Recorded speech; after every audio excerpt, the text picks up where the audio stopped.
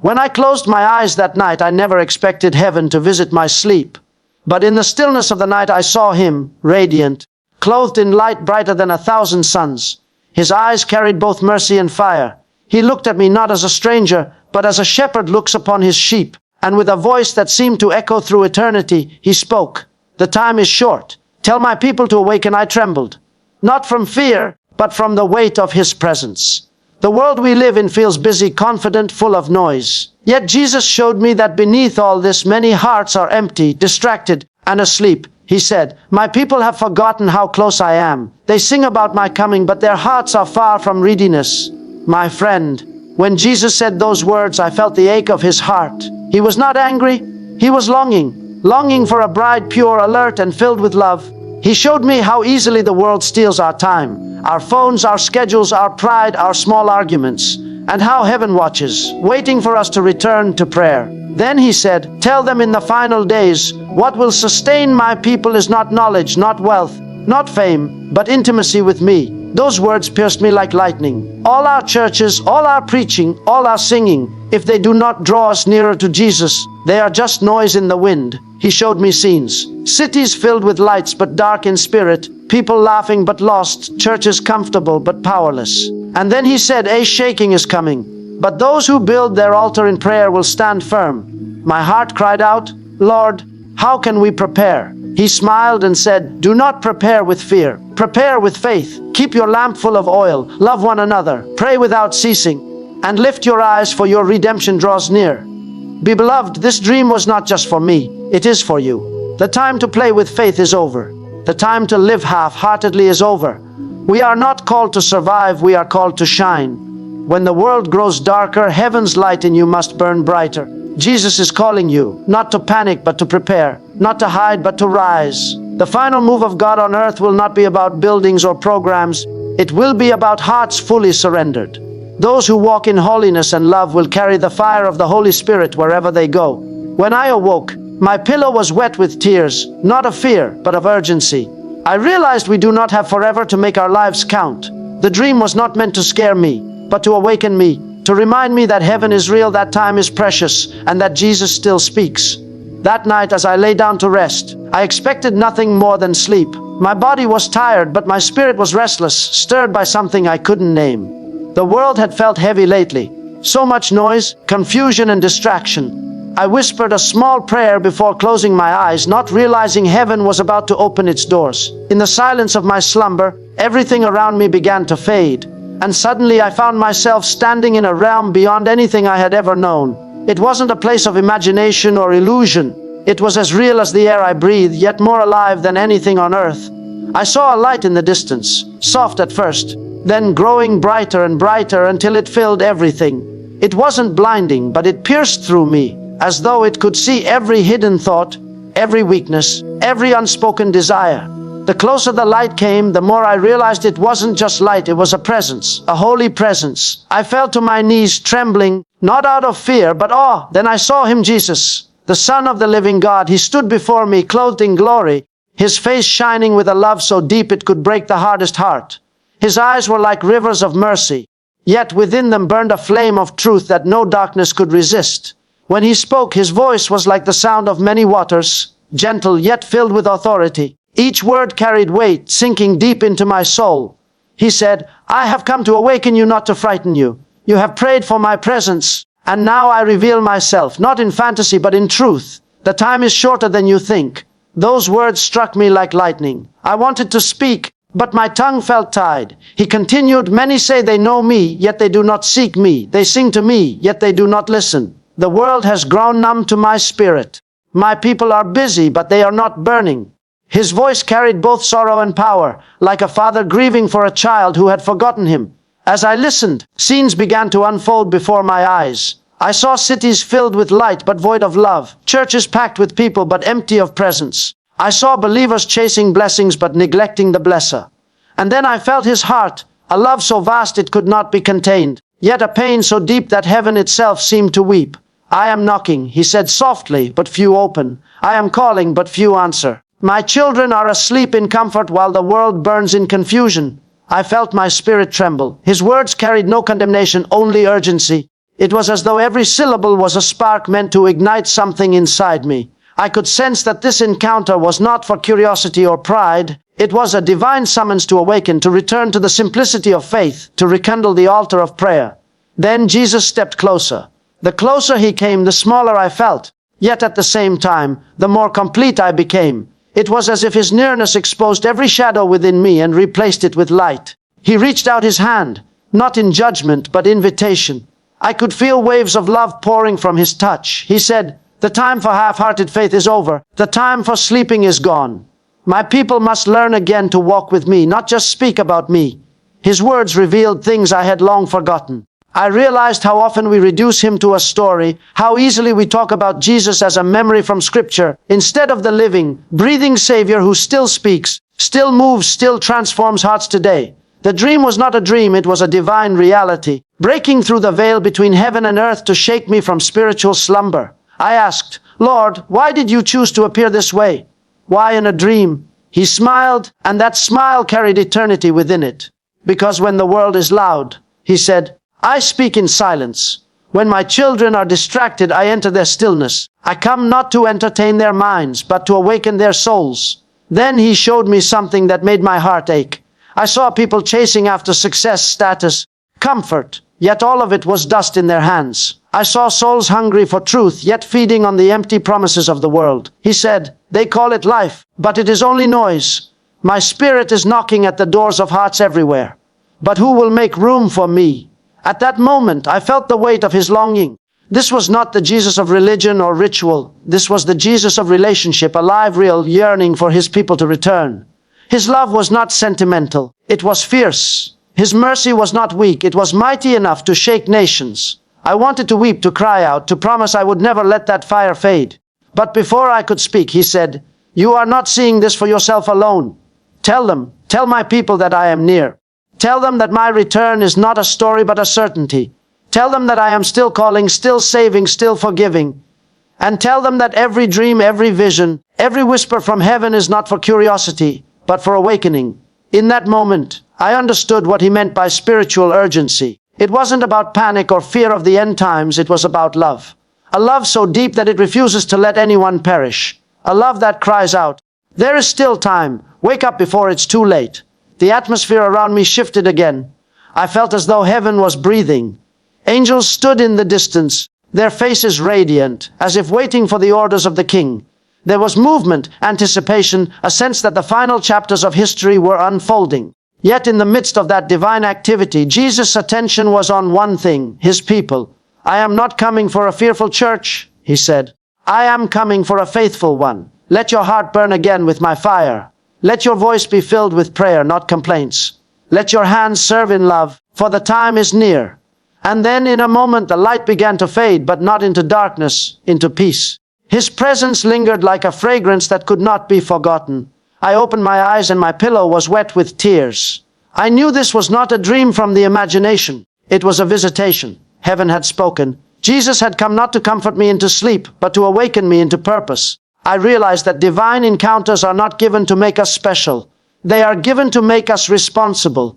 When God visits a heart, it is never for entertainment. It is for transformation.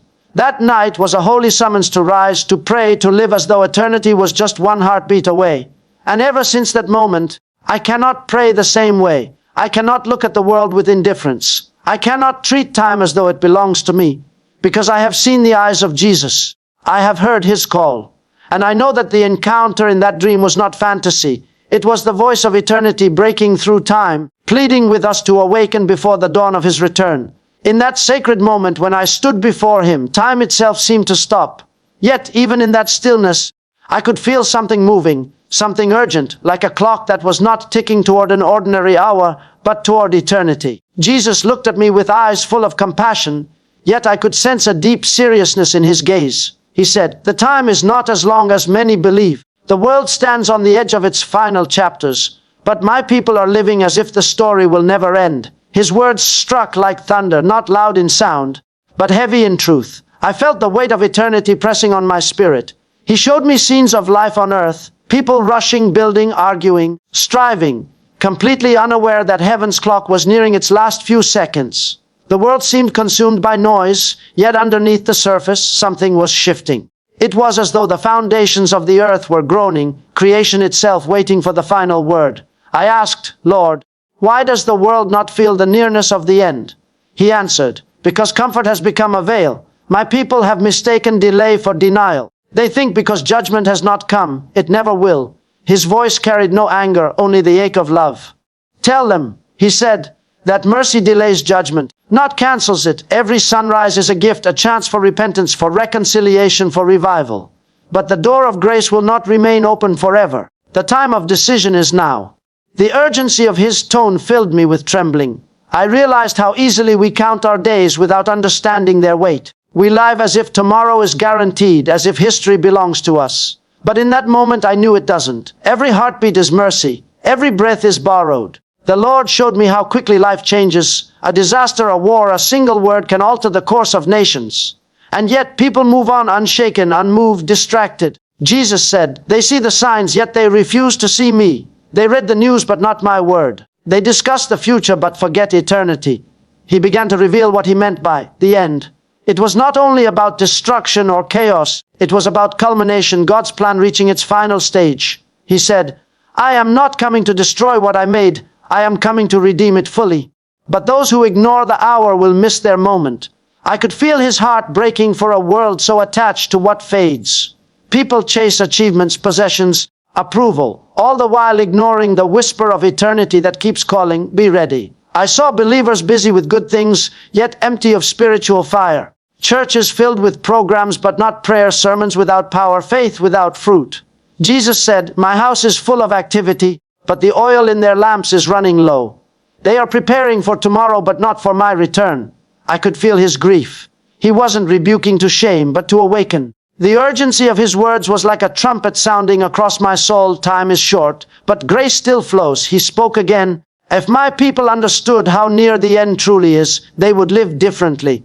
They would forgive quicker, love deeper, pray harder. They would stop wasting their days on things that do not matter. Tell them that time is not their possession, it is their test. His words pierced me. Every delay in our obedience, every moment spent on bitterness, every act of pride is time stolen from eternity. He showed me generations before us, men and women who lived with eternity burning in their hearts. They prayed as though the world depended on it, preached as if souls hung in the balance, gave as if heaven was near. They walked by faith because they saw the unseen, he said. But this generation walks by sight because they have forgotten that I am coming soon. I saw clocks, thousands of them, spinning faster and faster. Each clock represented a soul, a family, a nation.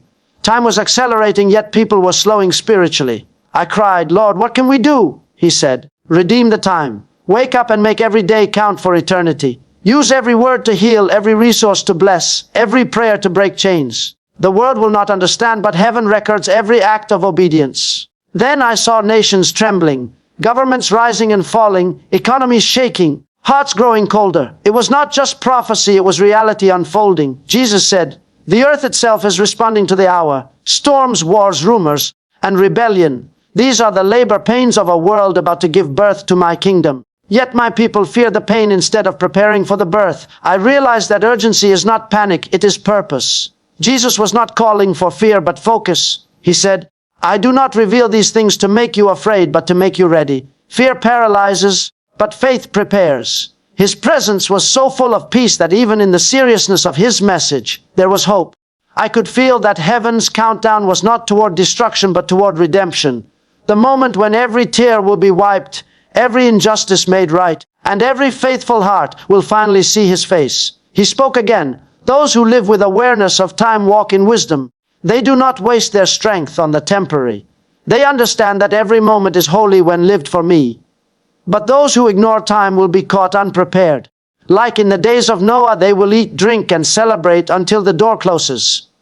His words made me think of how lightly we treat time. We treat eternity as tomorrow's concern while eternity is standing at the door today. Jesus then showed me a great multitude, people from every nation and tongue, standing before him singing, worshiping, free from pain. He said, this is what I wait for. This is why I delay. Not one soul should perish without hearing the truth. But soon the waiting will end. That sentence carried such finality that I felt a holy fear rise within me. not fear of punishment, but of missing the divine purpose for which we were born. The urgency of time is not only about the second coming, it is about the shortness of life itself. No one knows how many days they have left. Every sunrise could be the last chance to forgive, to love, to tell someone about Jesus. He said, "You count days by calendars, but heaven counts them by obedience." That truth shook me. We measure our years in numbers, but heaven measures them in fruit. Then he spoke with a gentleness that melted my heart. "Tell them I am coming soon, but not all are ready. Tell them not to waste their waiting. Tell them to live as if they will see me today." His words echoed through my spirit. The world may continue its rhythm of distraction, but those who listen to his voice will feel the pull of eternity growing stronger every day.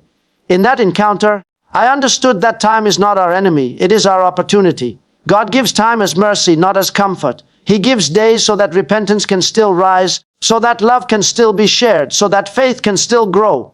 But every tick of the clock is one less chance to do what we were created to do. I came to see that the greatest tragedy is not that the end will come. It is that so many will arrive at the end unprepared.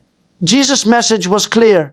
The world is not drifting randomly. It is moving toward a divine conclusion. Every prophecy, every sign, every moment of grace is pointing to that reality. And though time is short, his love is still wide enough to reach anyone who will listen. Even now, his spirit moves across the earth, whispering, "Wake up. The King is near." Those who hear that whisper will live differently. They will forgive when others hold grudges. They will pray when others sleep. They will shine when the world grows dark. Because once you've seen eternity through his eyes, you can never live casually again. The urgency of time is not meant to burden us. It's meant to bless us with purpose. It's heaven's reminder that we were not made for endless delay, but for divine destiny. And though the clock of this world is ticking fast, every moment surrendered to God still echoes forever in eternity.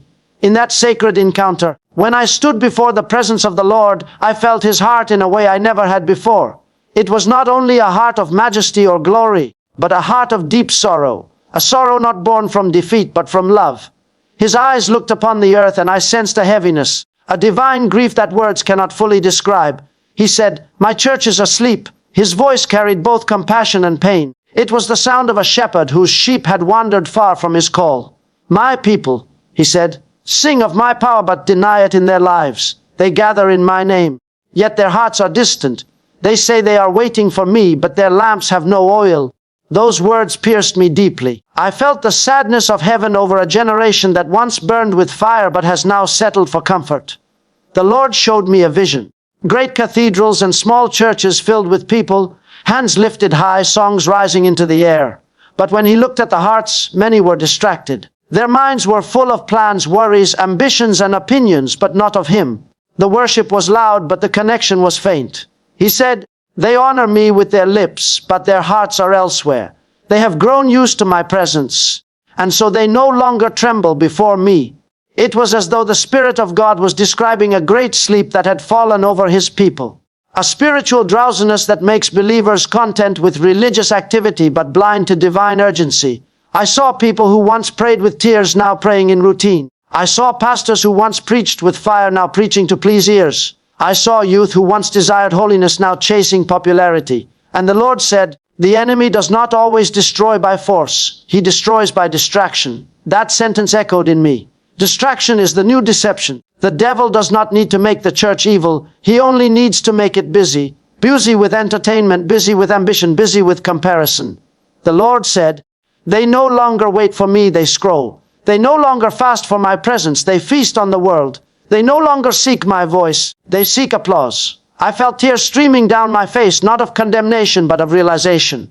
Heaven was not angry. The heart of God was breaking. Jesus then said, "The greatest danger to my people in these last days is not persecution, but passivity. The heat of the world has made them lukewarm. They are not cold enough to repent, nor hot enough to shine." His words carried a holy warning. He said, "I am standing at the door knocking, but they are too occupied to hear. I visit their hearts, but their schedules are full." I could sense the yearning in his voice. He was not speaking as a judge, but as a lover calling out to the one he cherishes. He showed me scenes of the early church, small groups of believers gathered in secret, hungry for his presence, praying through the night, willing to lose everything for the sake of his name. Their hearts were alive, their faith burning. And then he showed me the modern church, prosperous, visible, influential, but sleepy. The passion was replaced with programs, the hunger with habit. He said, "My people have mistaken the noise of religion for the sound of revival. They clap their hands, but their spirits do not move. They attend services, but they do not encounter me." As he spoke, I understood that this sleep was not about laziness. It was about blindness. Many believers think they are awake simply because they are active, but in truth, their souls are drifting. They do not discern the times. They cannot see that the world is trembling, that prophecy is unfolding, that heaven's trumpet is being prepared. They are content in comfort while eternity is calling. The Lord said, "They are building earthly kingdoms while mine stands neglected." They decorate their temples, but their altars are cold. Then he said something that shook me. "I am coming for a bride, not a body that slumbers." A sleeping church cannot hear the cry of the bridegroom. I felt his pain as he said it. The church that should be preparing for his return is too distracted by temporary gain. The believers who should be shining in darkness are adjusting to the shade. The pastors who should be crying for souls are chasing applause. The intercessors who once wept for nations now weep for fame. I asked, "Lord, how can the church awaken?" He said, "Only by returning to first love. Not new methods, not new strategies, but old obedience. When my people return to the secret place, the fire will return. When they kneel again in surrender, their eyes will open. When they hunger again for righteousness, they will awaken." I saw people falling to their knees, weeping before God, not for blessings but for cleansing. I saw hearts reignited, homes filled with prayer, churches stripped of performance and filled with power. And the Lord said, "That is my desire, to awaken, not condemn, to revive, not reject." He showed me that a sleeping church is like a lamp without oil. It still looks like a lamp, but it gives no light. Many still carry the form of godliness, but without the flame of the Spirit. They say all the right words, but heaven does not hear because the sound comes from habit, not from hunger. The Lord said, "When my church prays again with tears, I will move again with fire. But I will not pour my power upon a people who are comfortable without it." Then he spoke gently. There are still those who have not bowed to the spirit of the age. There are still hearts awake, still altars burning in secret. I am calling them to stand, to intercede, to shake the sleepers. Do not despise the few, for through the few I will awaken the many. I realize that even in the midst of slumber, there remains a remnant, a people who feel the burden of heaven, who cry out for revival in the night. They may seem small, but heaven hears their prayers. Jesus' face turned toward me again, and his voice softened. "Tell them, I love my church. I died for her. I will never give up on her. But love must awaken love. I am calling my bride to arise and shine, for soon the trumpet will sound, and those who sleep will not be ready." His words lingered in the air like the scent of rain before a storm, sweet, heavy, expectant. As I stood there, I understood that the greatest tragedy of a sleeping church is not what it loses, but who it forgets. A church that sleeps forgets the one who walks among its lampstands. It forgets the cross that purchased its freedom, the Spirit that gave it power, the Savior who promised to return. And yet, even in this state, his mercy still calls. The Lord does not abandon his people when they fall asleep. He shakes them in love. The sound of his call is still echoing across the earth. Through dreams, through voices, through sudden conviction. The Spirit is whispering, "Awake, O sleeper, and Christ will give you light." This is not the time to rest in comfort. This is not the hour to build empires. This is the hour to pray, to repent, to return. Because soon the bridegroom will come, and only those who are awake will hear his call. The Lord's lament is not hopelessness, it is love calling us home. The sleeping church can still rise. The lukewarm heart can still burn again. The distracted believer can still find focus. But the awakening must begin now. Not tomorrow, not when it's convenient. Now, while mercy still flows and grace still knocks. For once the night is over and the door is shut, there will be no more time to awaken. And so, his voice still whispers through every soul willing to listen, "Wake up, my child.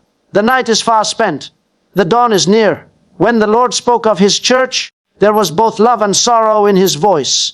His tone carried the tenderness of a father, but the grief of one who has watched his children drift away from purpose. He said, "My church sleeps while eternity approaches." Those words sank deep into me. I could feel the ache in his heart, the longing for his people to awaken, not because he is angry, but because he knows what is coming. I understood that this sleep is not the sleep of rest. but of distraction. It is the sleep of souls who once burned with holy fire but now drift through routine, unaware that the clock of heaven is still moving. He showed me a vision, a great house filled with light, yet dim within. Candles once bright were flickering, their flames fading into faint smoke. The people in that house were not dead. They were simply comfortable. They sang, but their hearts were far away. They prayed, but their minds wandered to the things of the world. They spoke of his name, but not with awe, not with hunger, not with tears. The Lord said, "They know my words, but have forgotten my voice. They quote my promises, but they no longer seek my presence." In his eyes, I saw love so fierce that it made the heavens tremble. He said, "My people have mistaken familiarity for intimacy. They think they know me because they talk about me, but they no longer sit with me. They have built churches full of activity, yet I stand outside knocking." I could feel the pain in those words. The Lord is not absent from his church. He is ignored by it. The noise of performance has replaced the stillness of communion. The programs have replaced prayer. And yet, even in this deep slumber, his mercy continues to call, "Awake, my beloved. The night is nearly over." He revealed to me that this spiritual sleep is subtle. It does not come suddenly, but slowly. It begins when passion cools, when prayer becomes duty, when worship becomes entertainment. The flame of devotion fades not because of sin alone, but because of comfort. The church has become so satisfied with the world that it no longer longs for heaven. He said, "They have built their homes in a land they were meant to pass through. They decorate their tents as if they will never move." I understood that the greatest danger to faith is not always persecution, but pleasure. Comfort can be more deadly to the soul than hardship because it numbs the spirit. The Lord spoke again. "Many think they are awake because they are busy, but they are only sleepwalking through their faith. They move, they serve, they speak, but their hearts are not burning. Their minds are filled with worries, their mouths with words, but their spirits are quiet and distant." I saw people sitting in churches, scrolling through their phones, thinking about tomorrow's plans while the message of eternity was being spoken to them. The Lord said, "They hear but do not listen, they look but do not see. Their eyes are open, but their spirits are asleep." Then he showed me a garden at night. The trees were silent, the stars were hidden behind clouds, and I saw Jesus praying alone, sweat falling like drops of blood. His disciples were nearby, but they were sleeping. I knew this scene, it was Gethsemane. He said softly, "This is my church again. I am interceding, but my people are asleep. I am weeping for souls, but they are chasing pleasures. I am preparing for victory, but they are resting in comfort." His voice was not harsh, it was broken. The same sorrow he felt that night still echoes today. I asked, "Lord, how can we wake up?" He answered, "When the heart remembers its first love." That moment brought a flood of conviction and hope. The cure for spiritual sleep is not more activity, but deeper love.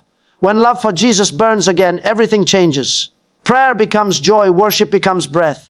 Holiness becomes desire. He said, "When my people love me more than the world, they will awaken.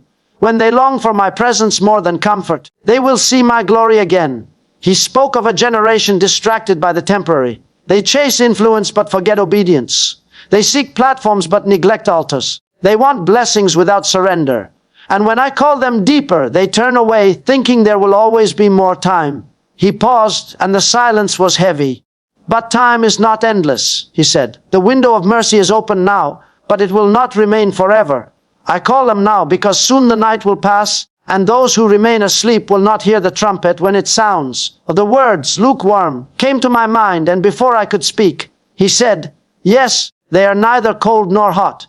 They believe but without burning. They follow me, but from a distance. They have just enough faith to feel safe, but not enough to transform their lives."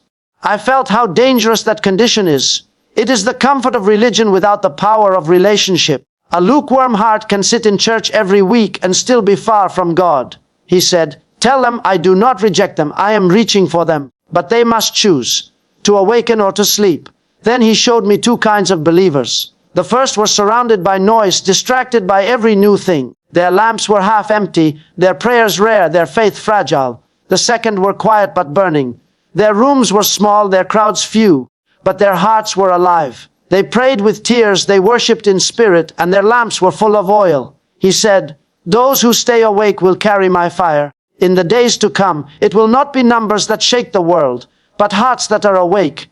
I saw angels standing above cities, waiting for the command to move, but the Lord said, they wait for the prayers of my saints. My plans are delayed not by power, but by prayerlessness. When my people sleep, heaven pauses. It was a stunning revelation that the slumber of the church slows the movement of heaven. Yet he added, when my people awaken, the earth will shake again. Revival will flow like rivers. Light will break through the night. His love burned through every word. He was not condemning, he was calling. I love my church, he said. I died for her. Even now I walk among her lampstands, trimming the wicks, calling each heart by name. But many do not recognize my voice, because the noise of the world is louder. He looked toward the horizon, and I saw the faint glow of dawn. The night is almost over, he whispered. Tell them to wake up, to trim their lamps, to keep their hearts pure, for the bridegroom is near. The reality struck me that the sleeping church is not beyond hope. Even now, his spirit is moving through dreams, through quiet whispers, through sudden conviction, calling the hearts of men and women back to prayer. He is awakening preachers who have grown weary, believers who have lost their hunger, families who have forgotten their altars.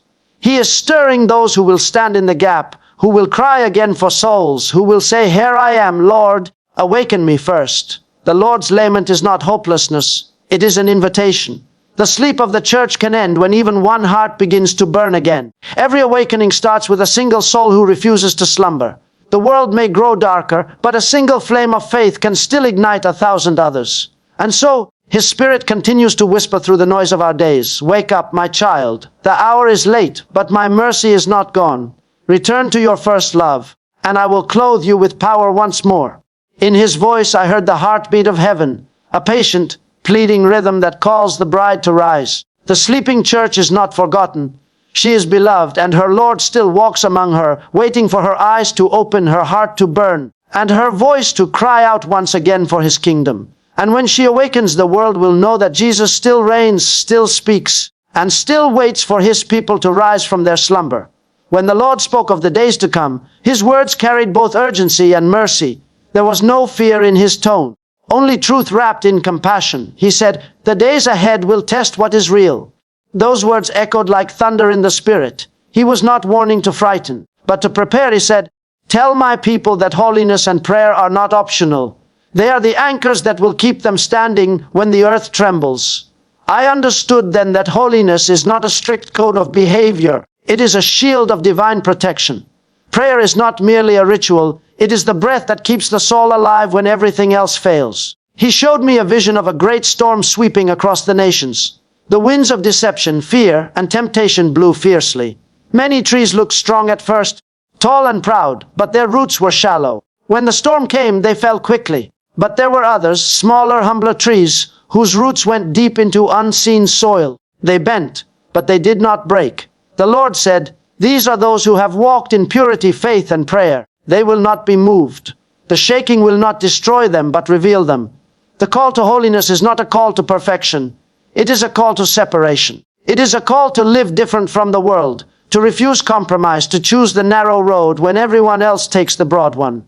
The Lord said, be holy, for I am holy, not to burden us, but to remind us that we belong to him.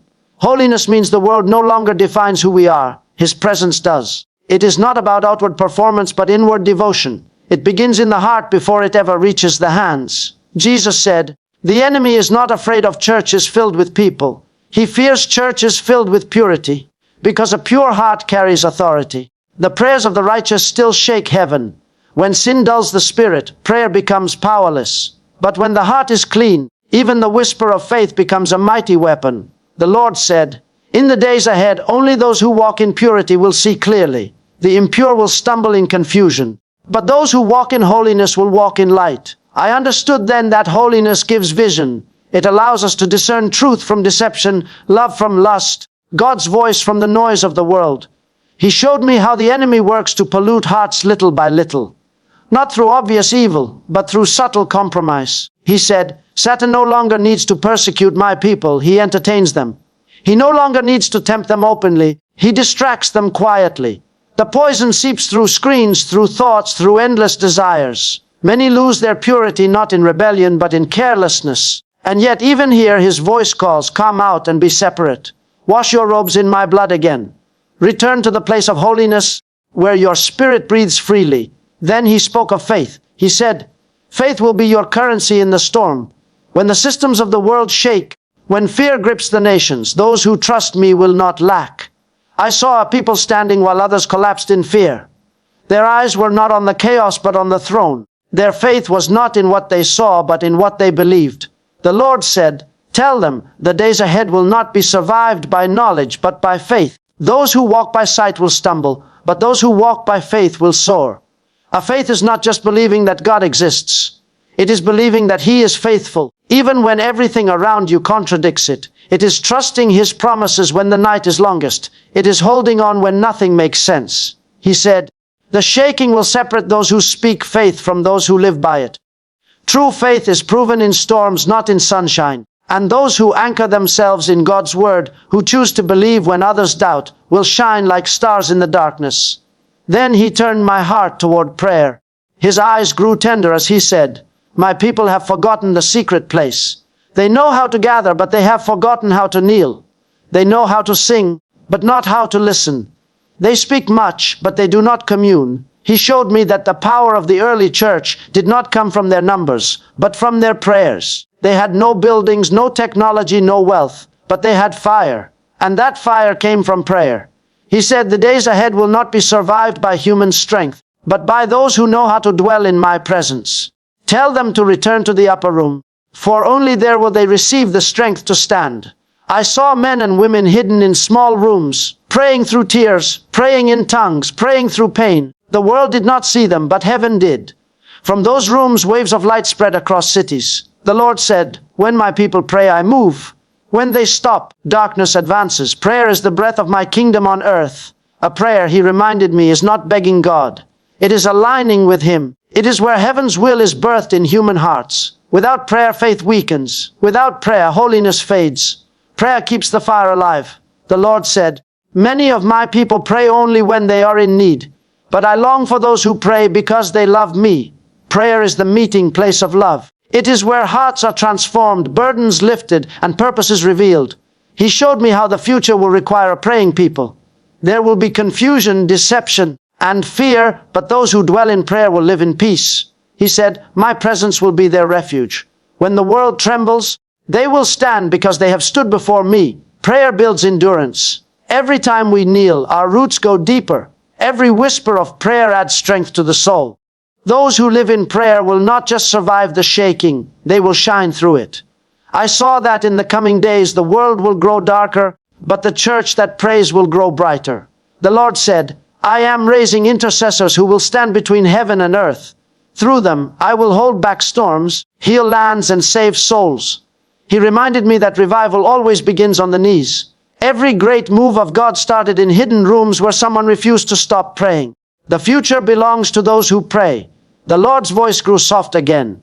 Tell my people to cleanse their hearts, to strengthen their faith, and to rebuild their altars of prayer. For soon the winds will blow, and only what is rooted in me will remain. I realized this call was not a suggestion. It was a lifeline. Holiness keeps us pure. Faith keeps us steady. Prayer keeps us alive. These three form the unshakable foundation for the days ahead.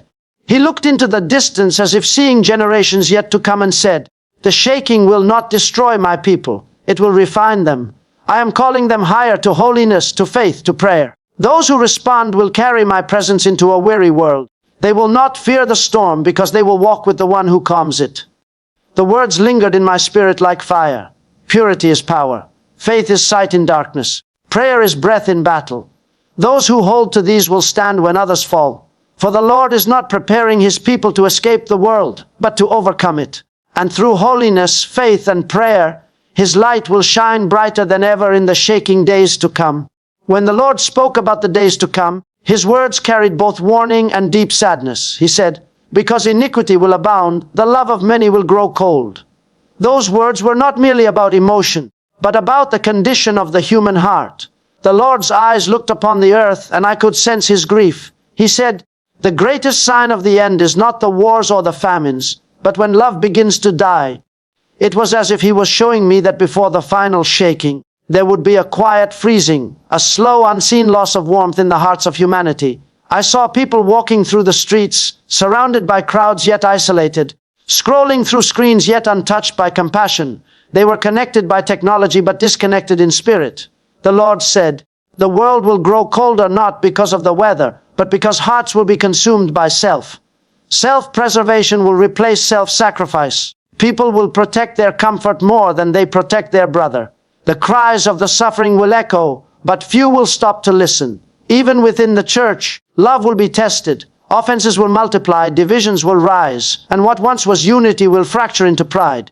He showed me how bitterness creeps in quietly, how small wounds left unhealed become frozen walls. "My people," he said, "once carried fire for one another. They prayed together, cried together, forgave quickly, and loved deeply. But now, many have let the coldness of the world enter their hearts. They are quick to judge, slow to forgive, quick to speak, and slow to listen." His voice was tender, not angry. It was the voice of a father who longed to see his children return to love. The Lord said, "Love is not weak. It is the greatest power of my kingdom. When love leaves, darkness wins." He showed me that in the final days, the enemy's greatest weapon will not only be sin or fear, but the cooling of love. For when love grows cold, faith loses its power, prayer loses its passion, and unity loses its strength. Without love, the gifts of the Spirit become noise, and even truth can become a sword that wounds rather than heals. The absence of love is not neutral, it is deadly. He showed me how easily hearts turn cold. It begins when people stop dwelling in His presence. The warmth of God's Spirit keeps love alive. Without it, even the strongest believer becomes hardened. The Lord said, "When my people stop listening to my Spirit, their love begins to fade. They start to live by reason instead of revelation, by preference instead of compassion." I saw believers arguing over small matters while the lost walked past them unnoticed. I saw ministers competing for attention while their altars grew empty. I saw homes where family members sat together but did not speak because unforgiveness had built invisible walls between them. Then the Lord showed me something beautiful amid the darkness, a small group of people whose hearts were burning. The world around them was cold, but within them, the fire of love burned bright. They were not famous or powerful, but their eyes carried light. He said, "These are those who abide in my Spirit. They will endure when others fall away. They will not grow cold, because their hearts are anchored in me." These were men and women who spent time in prayer, who forgave quickly, who wept for the lost, who served without expecting reward. Their love was not natural, it was divine. Jesus said, "In the last days, only those who are rooted in my Spirit will be able to love purely. The world's love will fail, but my love endures forever." He showed me that divine love is not something we create, it is something we receive and release. The Spirit of God pours love into hearts that remain surrendered. The Lord said, "When you draw near to me, the fire of my love will melt every cold place in you. But when you drift away, the coldness of the world will slowly freeze your heart." He spoke of forgiveness. Many will lose love because they refuse to forgive. Bitterness will become their companion, and it will poison everything they touch. He showed me how unforgiveness dims spiritual vision, how it closes ears to His voice. He said, "Forgive quickly. Do not hold on to the pain, for love cannot live in a bitter heart." I understood then that to keep love alive is to keep our hearts clean. The Lord said, "A pure heart sees clearly, loves deeply, and serves freely." He spoke also of compassion. In the coming days, compassion will be rare, but those filled with my Spirit will carry it like a torch. They will feed the hungry, comfort the broken, and embrace the rejected. Their love will reveal me more than their words ever could. I saw how small acts of kindness would shine like stars in a cold world, how one prayer, one meal, one touch could open hearts to salvation. The Lord said, "This is how the world will know you are mine, not by your miracles, not by your sermons, but by your love." He then revealed that power and love cannot be separated. The Spirit's power flows through love, and when love dies, power fades. "My people," He said, "pray for miracles, but forget the heart of compassion that releases them." The power that healed the sick and raised the dead was born from love. When love is cold, miracles cease. But when love burns, heaven opens. I saw how in the coming revival, the greatest miracles will not only happen on stages, but in quiet corners where love is real. Where someone prays for a stranger, forgives an enemy, or comforts the brokenhearted. Jesus said, "Do not let your love be stolen. Guard it like a flame." He showed me that the flame of love must be tended daily through prayer, humility, and fellowship with the Spirit. Every time we worship sincerely, the flame grows brighter. Every time we forgive, it stays alive. Every time we serve, it spreads. The enemy's strategy is to make believers weary, cynical, and offended, because once love is lost, the light goes out. But those who keep their love will carry divine strength even in the darkest hours. The Lord reminded me that true endurance in the end times will not come from knowledge or boldness, but from love. Love, he said, is the only power that will last when everything else fades. It is patient when faith is tested. It is kind when the world is cruel. It hopes when hope seems gone. It never fails. I saw people standing in the midst of chaos, yet their faces shone with peace. They had lost much, but they had not lost love. They carried heaven within them, and through them others found healing. He looked at me and said, "Tell my people, do not grow cold. The world needs my warmth through you. When you see hatred, love harder. When you see fear, speak peace. When you see darkness, shine brighter. For only those who remain in my love will endure to the end." His words were not commands. They were an invitation to return to the fire of the first love, to remember the warmth of his presence, to let his spirit rekindle what the world has tried to extinguish. I understood that in the last days, when everything is shaken and hearts grow cold, the greatest testimony will be love that refuses to die. It will be love that forgives when betrayed, gives when it lacks, prays when weary, and believes when everything seems lost. Such love is not human, it is divine, and only those who abide in the Spirit of God will carry it. The Lord said, "Stay close to me and your love will not fail, for I am love, and whoever abides in me will burn with compassion and power until the very end." The Lord spoke with a voice that carried both majesty and anticipation, and in that moment, I understood the weight of what he was revealing. He said, "Before the trumpet sounds, before the earth is shaken, there will be a harvest like no other." These words were not just prophecy. They were a promise, a divine revelation of what heaven has been preparing for centuries.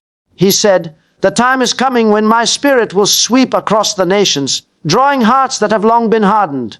The lost will run into the arms of my mercy, and the dead in spirit will rise again to life." I could feel the magnitude of it, a sweeping movement that would shake the foundations of the world. Not with judgment, but with grace. He showed me vision after vision of people from every corner of the earth.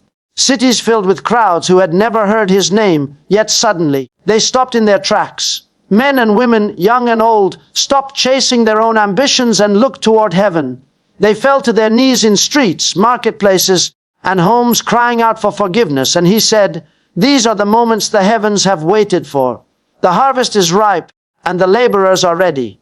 I realized then that revival is not merely a meeting or a conference. It is the awakening of hearts that have been longing, sometimes unknowingly, for a touch of God's Spirit. The Lord continued, "I am coming first with mercy. Before my judgment falls, my love will move like a river across the earth. No corner will be untouched. Nations that have walked in darkness will see the light of my glory. Families that have been broken will be restored. The hungry and the poor will experience my provision, and the lonely will find me. The harvest will be vast because I am patient, and my desire is that none should perish." His words carried the urgency of time, but also the hope of unending love. I could see clearly that heaven is preparing a divine invitation that cannot be ignored, and those who respond will experience transformation that defies explanation. He showed me that this harvest will not come through human strength or persuasion, but through the movement of his Spirit. The Lord said, "The power of my Spirit will touch hearts even before they know it." Preachers, intercessors, and believers who walk in obedience will see miracles as they sow seeds of faith. A single word spoken in my spirit will turn hearts. A single prayer, whispered in hidden rooms, will bring awakening to entire cities. I saw young people on streets speaking truth boldly, and multitudes responding with tears of repentance. I saw families torn by generations of sin kneeling together, finding forgiveness. I saw entire villages transformed overnight as the Spirit of God moved in power that no human eye could predict. He spoke of the preparation required for such a harvest. Laborers must arise, he said. They must not be distracted by comfort or recognition. Those who seek my glory above their own will be the ones who reap the harvest. Prayer will prepare the soil. Holiness will protect the seeds. Those who walk in obedience, humility, and constant dependence on me will see the increase. I understood that revival is not accidental. It does not come merely because the world is ready. It comes because the people of God have committed themselves to prayer, worship, and the faithful proclamation of His word. The Lord showed me a vision of the harvesters themselves. They were not all famous preachers or leaders. Some were ordinary people, teachers, laborers, mothers, fathers, who had yielded their lives completely to Him. Their hearts were burning with passion for souls. The Lord said, "Do not despise the ordinary. My Spirit can use the willing." When hearts are surrendered, miracles flow. Every act of obedience, no matter how small, becomes part of the great movement of my Spirit. I realize that every believer has a role to play in this harvest. No act of love, prayer, or obedience is insignificant. He spoke of the urgency of this season. The world has grown cold, but the harvest is ripe. Do not wait for tomorrow, for the trumpet may sound sooner than you expect. Begin now to labor for the souls I am sending to you. Pray without ceasing. Intercede for the nations. Preach boldly. Love fiercely. The harvest will come to those who are ready. I could feel the intensity of the season, a time when heaven's patience meets earth's desperation. The Lord reminded me that revival is both a gift and a responsibility, and those who participate will witness the fullness of God's power manifesting in unprecedented ways. He revealed to me the magnitude of the harvest. Multitudes would come from every tribe, tongue, and nation. He said, "Do not be afraid of the numbers, for I am with them. Each one will be touched by my hand. Each one will know the reality of my love. The lost will awaken as if they had been waiting their entire lives for this moment. Even the hardest hearts will melt before the power of my Spirit." I could see the faces of men and women transformed by encounters with Jesus. They fell to the ground, overwhelmed by the love that had been waiting for them, sometimes for decades. Jesus spoke of revival as preparation for the coming judgment. The trumpet will sound after the harvest. Those who have come to me in this season will stand, not in their own strength, but in mine. The earth will be shaken, but the souls saved will not fear, for they have found refuge in me. The harvest is the last invitation, the final outpouring of mercy before my justice is revealed. I understood then that revival is not only about numbers or excitement. It is the divine act of rescuing the lost before the final hour, giving them opportunity to turn to Him while time remains. He also showed me that the harvest would be accompanied by signs and wonders, but the greatest sign would be transformation of hearts. "Do not be impressed only by miracles," He said. "Be amazed when a hardened heart weeps. Be astonished when a sinner repents. Be stunned when families are restored. These are the true fruits of revival, for every converted soul carries eternity within them." I realized that the revival was not measured by programs, buildings, or publicity, but by the eternal value of every person who is brought into the kingdom. The Lord reminded me of the cost of laboring in this harvest. "Those who sow in my Spirit will face opposition," He said. "The enemy will try to discourage you. False prophets will rise. Persecution may come, but the power of the harvest will be greater than the opposition. Stand firm, pray without ceasing, love without fear, speak the word boldly. Every labor in me will not be in vain." I saw believers standing in the midst of storms, their faith unshaken, as multitudes were drawn into the kingdom. Their endurance became the pathway through which God's Spirit flowed to the lost. He spoke again of the timing. "The harvest is ripe now. The fields are ready. Delay is dangerous, for the time is short. The greater the laborers, the greater the increase. Pray fast, intercede, and go. The world waits not for hesitation. My Spirit moves quickly. Hearts that respond today will experience the fullness of joy tomorrow." I understood the urgency of the moment, a divine invitation for every believer to step into their part of this historic awakening. Finally, He said, "Rejoice, for the harvest will be glorious. Multitudes will come running, weeping, and rejoicing. They will taste my mercy, see my glory, and proclaim my name. This is my delight, the reason I have waited patiently through the ages. Lift up your eyes, labor with me, and do not be discouraged. The greatest harvest is coming, and you are invited to be a part of it." I could feel heaven itself leaning forward, poised for a mighty move of the Spirit, and I understood that the days ahead will be historic, powerful, and unstoppable for those who are faithful to labor in prayer, holiness, and obedience. The Lord's words burned in my heart. The harvest will come before the trumpet. The lost will be gathered, and the world will witness a revival that has been centuries in preparation. Heaven is moving, and the invitation is clear. Labor now, pray fervently, love boldly, and prepare to see the greatest awakening the world has ever known. Those who stand ready will see the power of God sweep across the nations, bringing souls into His kingdom, and preparing the earth for the day when His justice and glory will finally be revealed. The Lord spoke with a voice that carried both reassurance and urgency, and I could feel the weight of His heart in every word. He said, "Do not be afraid, my child, for I have not come to bring fear, but to awaken hope." The days ahead are uncertain, the world is shaking, yet those who prepare will not be overwhelmed. Hope is your anchor, and readiness is your strength. I realized then that living in readiness is not about panic or anxiety. It is about aligning our hearts, minds, and spirits with God's purposes, as if each day could be our final opportunity to honor Him. He showed me a vision of people rushing through their lives, distracted by the trivial, weighed down by worries, and unaware of the eternal significance of each moment. He said, "Many live as though tomorrow is guaranteed, yet life is fragile. Every breath is a gift, every heartbeat is an opportunity. Those who prepare understand the value of now." I saw believers going through routines, attending meetings, checking boxes, yet their hearts were distant. They knew of me, but they were not intimately acquainted with me. He said, "Preparation is not about business. It is about presence. It is about walking with me each day as if I could return tonight, and your soul must be ready to meet me." The Lord reminded me that hope is not passive, it is active, living, and transformative. Hope does not wait idly, He said. Hope presses forward, perseveres, and surrenders fully. Those who hope in me live differently. Their eyes see eternity in the ordinary. Their hands act with purpose.